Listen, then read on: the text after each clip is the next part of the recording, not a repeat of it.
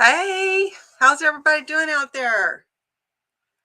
We are live. It's a miracle. I know. I'm still a little rough at this. I'm not quite getting it down just the way I'd like to, and things come up, and there you are. So here we are. I hope you're all doing awesome today. I thought we'd give about 30 minutes to this and try to keep things going and touch your hearts and touch my heart. It always helps me to hang out with you guys for a little bit and to work on this. So, here's the deal. If you can see me, that's awesome. If you can chat with me, I've got my chat open. Hopefully you can see it. If you can send me a wave or something, that helps me know that you're out there. Um, and so while we're getting this stuff going, I know I haven't been as consistent as I would like to, and I really want to get better at that. So just bear with me. You can catch my little shorts on TikTok as well, and I just really try to help. I just want to get out there and keep doing what I do. So I need this on my lips, not because I'm a model, not a supermodel here. I just really need the feel of supermodel lips right now. Okay, so I hope you're all doing good, and I hope you've had a great week. I know we have a lot going over in the East, and a lot of people suffering right now, and my heart goes out to all of them.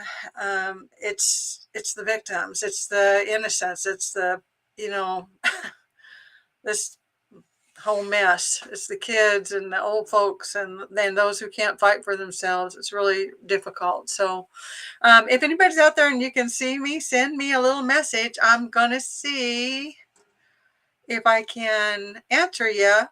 I wanted to start out today. I don't know what's going on with people, and maybe you had this experience too, especially with our youth. Things are going to happen to all of us. We're going to have good experiences in life, and we're going to have some negative experiences in life, and we have to get through those. We have to succeed, and we have to endure. I had a look at a video the other day of a little gal who I guess is going through some kind of stomach cancer. And, they've gotten really awesome with the stomach cancers. People are able to overcome those a lot of times. And when they can't, they can't. Our bodies don't always do what they should for us. But she's so disheartened and so terrified of doing chemo, and that why her, and why would that happen to her, and how could that happen, and she's in her, look like she's in her 20s there, and I just want you kids, you younger folks, to know that, man, excuse my potty mouth, but shit happens. Okay, it's not something being done to you, it's not something that you can't overcome. There's a lesson in everything, unfortunately and fortunately, that we go through in our lives, you guys. I wanted to talk for a minute. Looking back, I hate to talk about. It's funny because I hate to bring up my old garbage, but here's the thing: I learned so much from it. Who I am today. That's what garbage is. And so if we have to find a good in the garbage, that would be my good. You know, I love my family. I love my dad. I love my mom.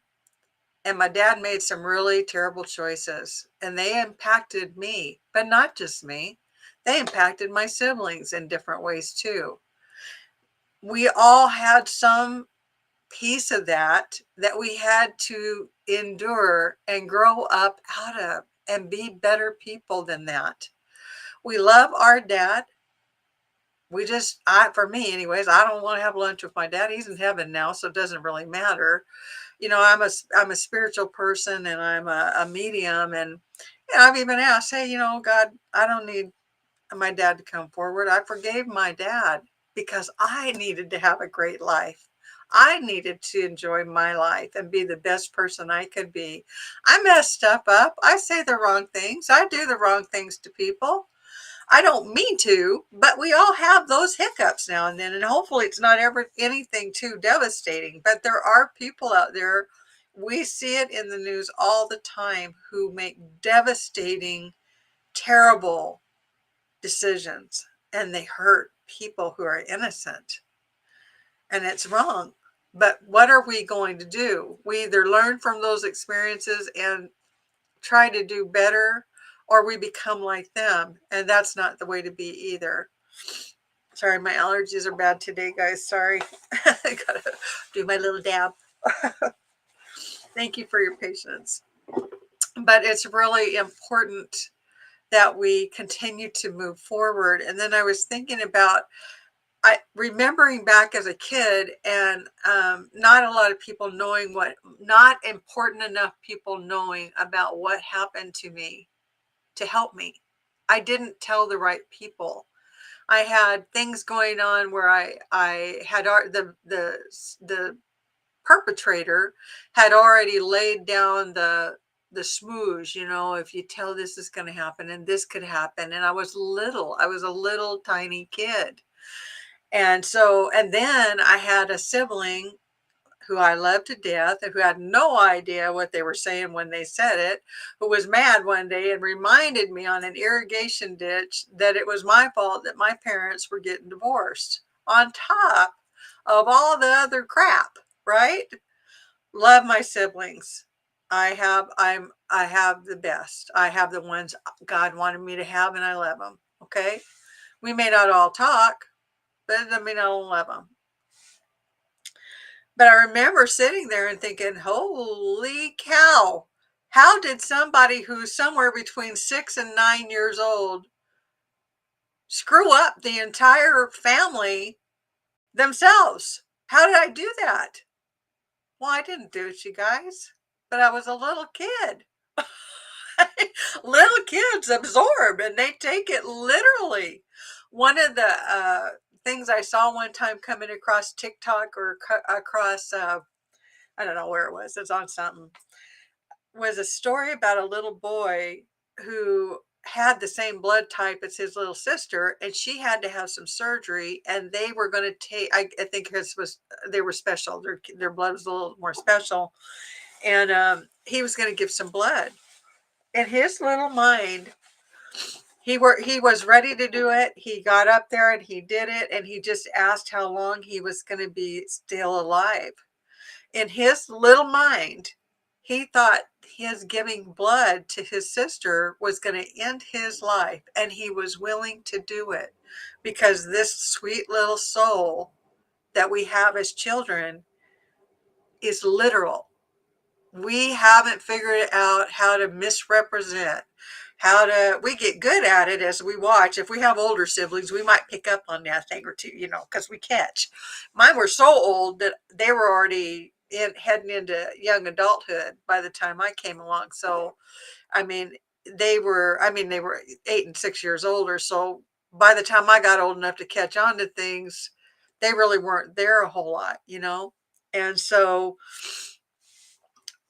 we have to remember, kids are literal. They take it literal. All right. And we have to be careful what we say and how we structure those things. But what had happened to me is I just didn't know who to tell, or didn't tell the right person. I have a horse. I'm sure he's in heaven now.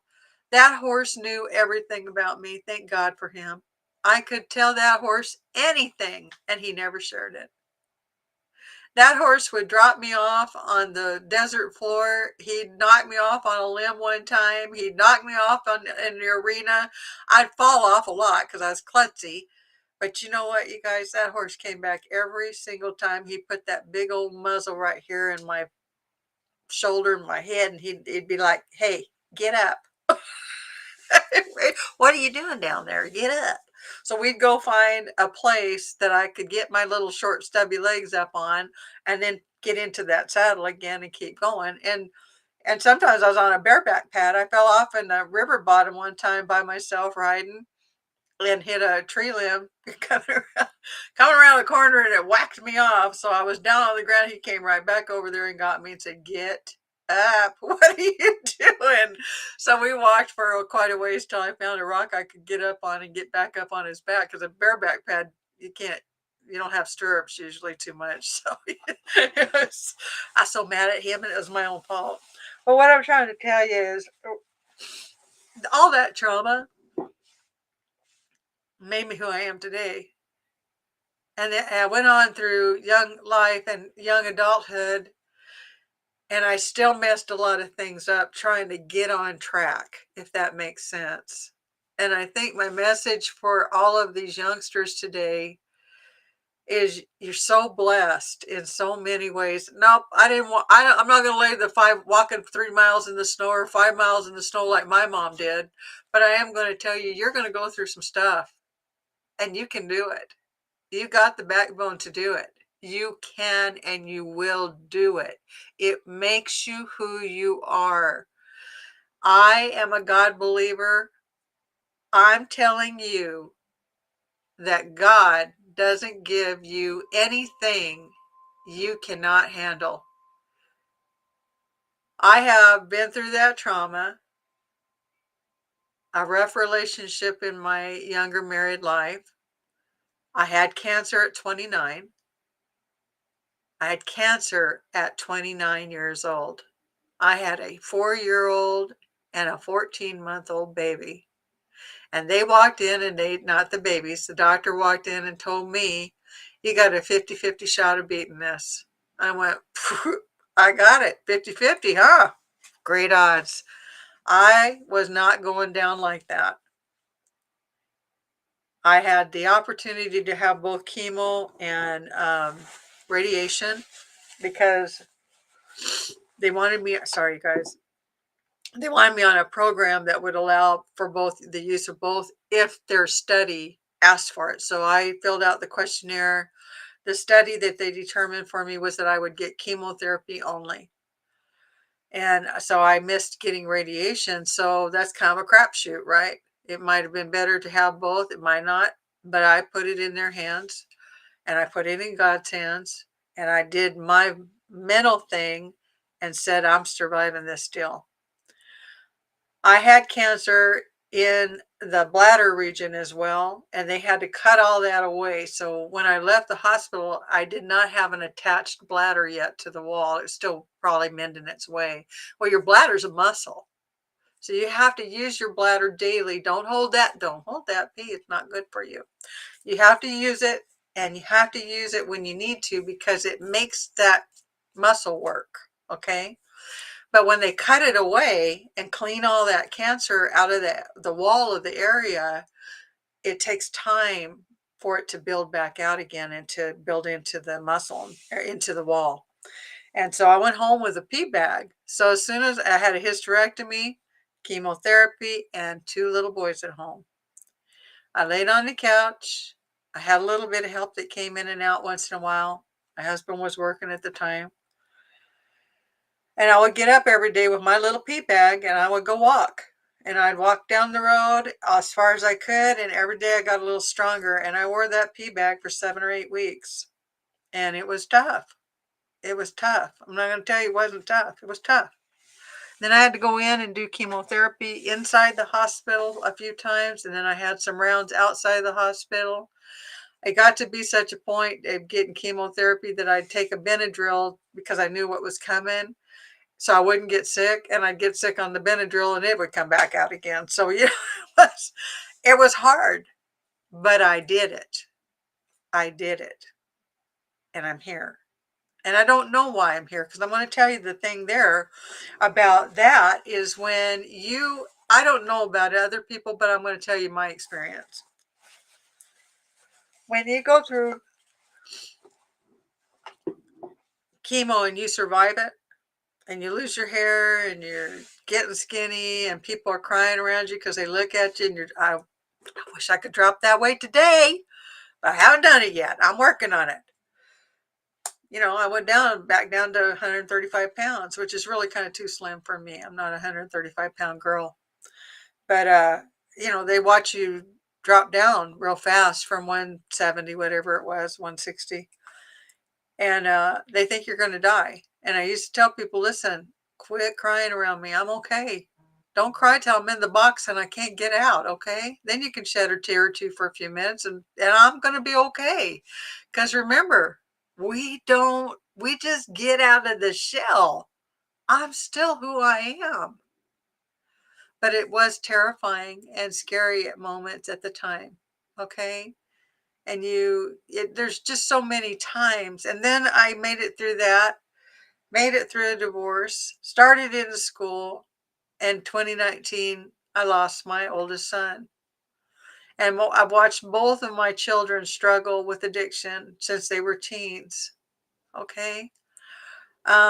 He was 33 when he went missing, but I want you to know whether he was 3 minutes old, 3 months in utero, out here for a couple of years, or 33 years old, parents should never lose their children. I'm a warrior. It's been rough. Okay. But I have to tell you, and I might cry on this part, so just forgive me a second. And I still don't even know if anybody's out there, so it's probably a good thing. I don't know. But I'm going to tell you this.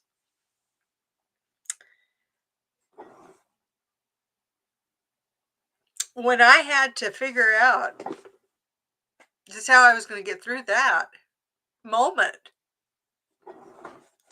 I remembered that I was not the only parent out there who had lost their children. And I remember one specific lady who watched a group of people treat her kid terribly. It was her adult son. They treated him terribly. They marched him in front of people. They made him bleed in front of people. And all the while, she followed along trying to stay near and not get hurt herself, because those people would have hurt her too.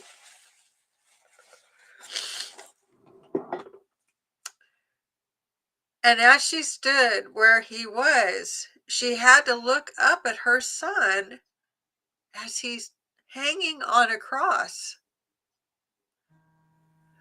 And he is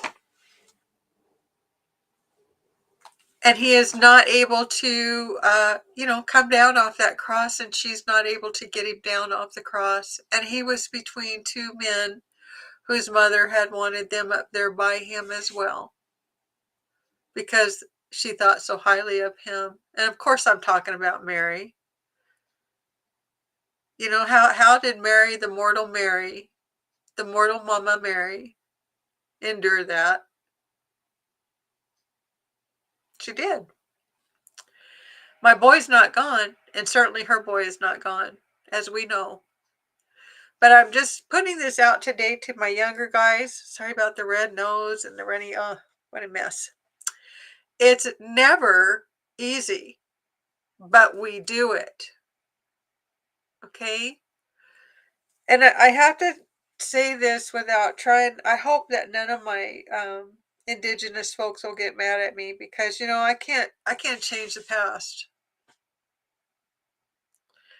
I don't know why aristocratic people with a lot of influence and money always think they got to have more, but they do. And there's a part of me that's really sad that they have to come take that from other people. Excuse me just a second.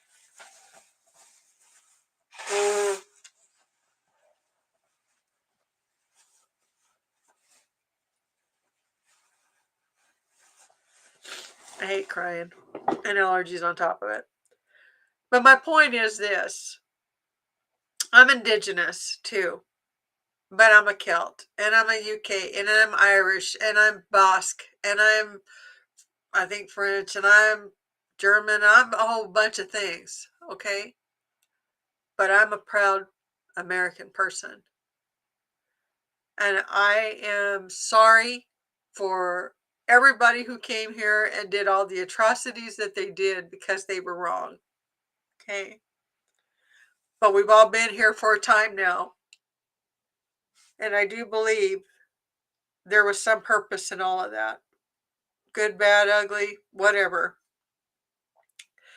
Because I don't know if I'd have lived in another place, if I'd have known how wonderful the indigenous people who are here are. I had to be here to experience that, perhaps, and to learn about that. But then to find out there's some Vikings in my line, and there's this in my line, and there's that in my line, I feel just so much more open and loving to the world in general because I am the world. A lot of us are. Okay. So to my younger folks, those things did not kill me. I thought I was going to die. Let me tell you something. I still, and I say this, I was a police officer. I've seen dead in a lot of ways. I've seen dead in a whole things that just I don't even like think about them anymore. But I always tried to remember when I was standing there with those folks that they're somebody's wife or son or husband or daughter or whatever. They're, and as a police officer, the one thing that we can do is try to tell their story as accurately and as honestly as we can for the last moments when you're building that case, when you're putting those pieces back together for that family, for the justice system, for the person who was involved, or whatever happened there. The only I always tried to tell the story as best I could because we're their last voice here on this earth, physically. We put all that, together. And I did not know, as long as I knew my son was gone about the end of October in 2019. And I was ready. I was ready, you guys. He came to me 3 times during that time, from the time he left to the time he was found. And I did not know you could cry from your crotch up. Okay.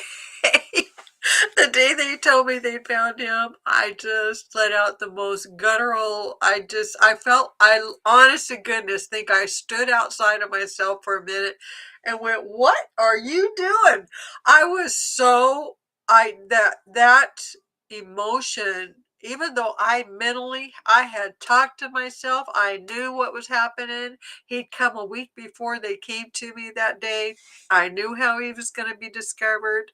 I knew where he was going to be and kind of what it looked like. He said, "Mom, this," or he pointed at it, and I said, "Okay, babe."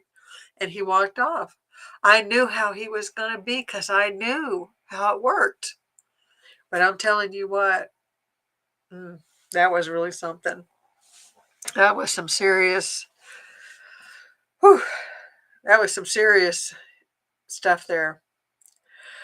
So I guess my whole ranting today for this is to just let my kids know, my younger folks know, listen, you guys have been in some ways not protected enough from a lot of dumb crap out there, but super protected from feeling and emotion and finding your fight. Find that fight. You're going to need it. Life is full of stuff and it's going to keep coming at you. And when you think everything's going good, there's still going to be hiccups. Be willing to fight for those things. Be willing to fight for your family, for yourself, for your person. You're important. You're important. Don't you forget that. But don't you forget how important your parents are, how important your kids are, how important your life is. You know what? I'm not going out of this world probably without a fight, unless God lets me lay down one night and just not open my eyes anymore. Because I just feel like I still have stuff to give. We all have something here to do and something here to give. Continue to do that.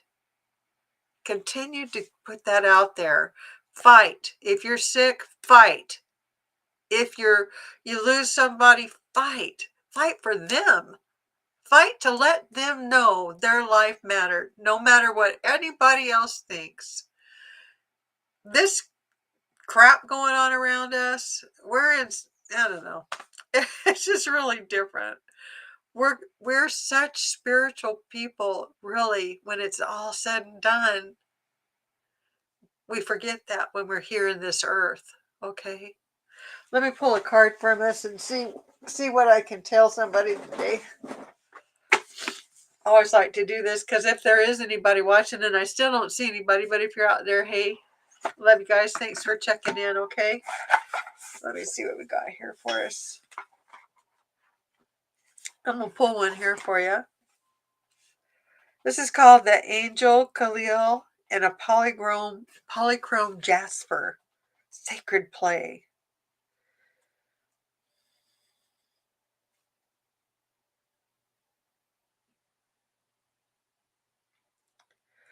I think it kind of goes with what we were talking about today, you guys. If you're listening and you need this, I love this light shooting up here. You know, I do some meditation. I do want to promote that. If you need to get centered, it's really good to take 5-10 minutes if you can and center yourself. Get quiet for a second. Learn how to meditate a little bit. There's lots of stuff out there to do it with and learn about it. I know sometimes I can hear my sweetheart come open my door and he'll just be quiet because if he sees me in that mode, he's out. He's like, what is she doing? But you know what? It's good to center. It's good to get back to peace, because when things are rough, you know, we overreact, we overthink, we overspeak, we over everything. So if you can kind of get back in, get into yourself a second and center. Okay. I want you to know, I think that this is showing a center, and I think it's showing, remembering that we get our higher power comes down. When we get quiet, we can hear it and feel it, and it can become that driving force for us to remind us we're more divine than we are human. Okay. And look at it radiate out. From there, that center just reaches out and continues on and continues on. The vibration. I want you to know, when you live in negative, when you live in fear, when you live in no fight, you live without putting out a vibration that you need to elevate yourself and others around you. I hope that just talking a little bit with you helps you. I hope that if you needed to hear this, I need you to get quiet a minute, to zone in on yourself. It's okay. We're selfish about everything else. Take a minute to be selfish about yourself a second. If you're doing things that aren't so great, calm down. You can get back on track. If your body's sick, give it time. Get into it. Get into healing yourself. Start taking care of you a second. Think about that. People need you. Your people need you. Okay? If you're grieving, grieve. Be mad, be angry, be happy, be sad. It's a process. I always tell people, and I'm going to tell you this, it's not ever going to be different. When you lose your people, that's a pain you just can't fix. That's not fixable. But here's the deal. It is livable. People say, "Oh, things will get back to normal." No, no, they won't. Don't do that to yourself. You don't want them normal. You want to live every moment and be in joy for your children. Be in joy for where they were. Be in joy for your person that left. It's a new normal. I call it the new normal. For you, for me, my one boy has made a decision to go back and live with his dad and his wonderful bonus mom back there in the Carolinas, and I'm so happy for him. I'm so happy. My heart, as hard as it was to um, disconnect from his physical place here for me, I just love watching him evolving and praying for his progress and all his good coming along, and I'm so grateful that there are other folks out there who could help him and inspire him, and that he could embrace, we need that. He's not gone. I always tell him, you're just a video away from me. I know how to get a plane ticket. I can drive. Well, listen, you guys, focus, hone in on yourself, take a little time. Things may be doom and gloom, but they're not. They don't have to be. We don't have to live like that. We're here to have joy. God said it, and I believe it. I am Sage Heart Soul. I'm going to go ahead and shut down today. I'll try to be back next Sunday. I'm on TikTok every day, about 6 days a week for little shorts. You can find me out there too. Um, if you'd like a read or anything, you can go over to my SageHeartSoul.com website. You can leave me a message there and I can contact you. I'm kind of careful. I was putting it out there for people to pay for, but I think there are people out there that scam. And so I would rather just converse with you together on email or by phone or whatever and help you that way uh, and get the situation about payment and stuff figured out. Okay. Hey, you guys have an awesome week. I hope this helped you. I still don't see anybody out there, so I'm thinking we're still going blind here. My aunt might be out there. Auntie, if you're waving at me, I still can't see it. I'm not sure. She's in Texas, so my one's in Texas, my other one's here, and I got another one in Arkansas, so it's hard to get them all set up. Anyways, you guys have a great week. I'm Sage Heart Soul Shawn Shelton. I'm on TikTok. I'm on Facebook. I'm on YouTube, Restream, maybe even on whatever it was, Twitch or whatever I tried before. But you guys have a blessed week and God bless you and stay safe. Okay. Take care.